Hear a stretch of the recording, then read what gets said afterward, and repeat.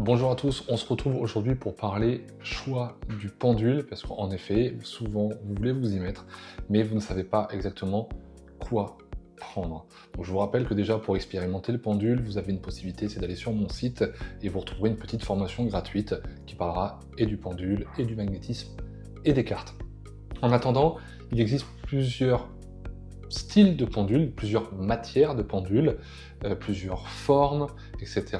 Vous entendrez également parler des pendules récepteurs, d'autres des émetteurs. Nous, on va aller vraiment au plus simple aujourd'hui parce que j'estime que ce n'est pas ce qui est le plus important dans la pratique du pendule. Donc, exemple, vous allez retrouver des pendules voilà, sous forme d'acier.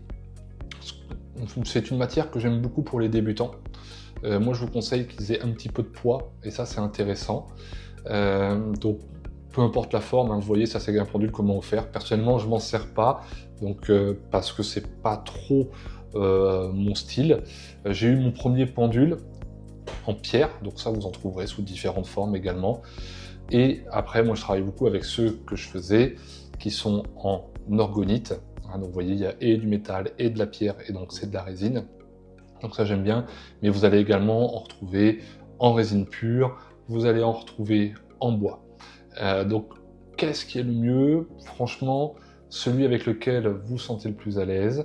Bien évidemment, on ne choisit pas un pendule par rapport à sa forme, par rapport à sa matière, c'est lui qui nous choisit. Donc c'est un pendule, lorsque vous allez le tester, qui doit réagir à vous, surtout pour votre premier pendule. Après, peut-être que vous en ferez faire sur mesure ou autre, en fonction de votre facilité à utiliser. Aujourd'hui, je suis capable de travailler à peu près avec tous les pendules, même si je n'ai pas réitéré avec le pendule en bois, qui pour moi est très léger au départ, même s'il en existe des plombés. Je vous conseille vraiment au début, plutôt le pendule en métal. Je trouve qu'en termes d'investissement, c'est l'un des moins onéreux, il y a une bonne consistance, s'il y a des erreurs de manipulation que vous faites tomber, il ne risque pas de se casser. Bref, pour démarrer, pour moi, c'est l'optimal. Après, vous voyez, celui en pierre, tout de suite, va rentrer sur une dynamique un petit peu plus fantaisie, plus de ressenti. Donc ça, c'est pas mal aussi. Et après, lorsque vous arrivez sur de l'orgonite, par exemple, ou sur du bois, on arrive sur des vibrations qui sont beaucoup plus hautes. L'orgonite, en général, moi, je le faisais sur mesure, hein, par exemple. Voilà. Je vous montre un petit peu. Et j'en ai d'autres avec lesquels je travaille, hein, donc ils me servent en fonction des différents soins. Voilà, je peux avoir du cristal du diamant de Herkimer dedans, des choses comme ça. Donc non, et ne vous inquiétez pas, la vibration des pierres n'est pas emprisonnée dans la résine, c'est l'intégralité qui vibre, donc il n'y a pas de problème. Voilà, donc choisir son pendule, aller au plus simple.